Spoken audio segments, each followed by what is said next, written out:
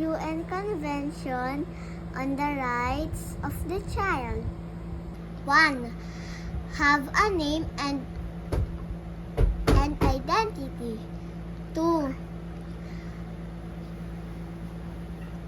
Live in a clean and safe home. 3. Be safe from all forms of violence at home and in school. 4. Get help from government if they are poor or need of help.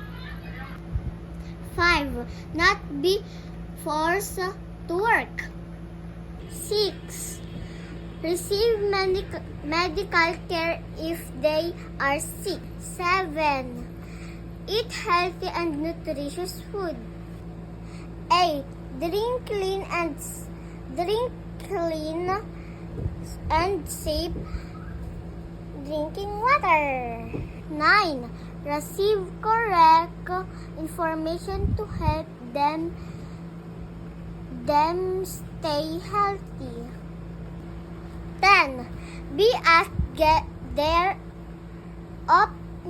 opinion and what makes them happy.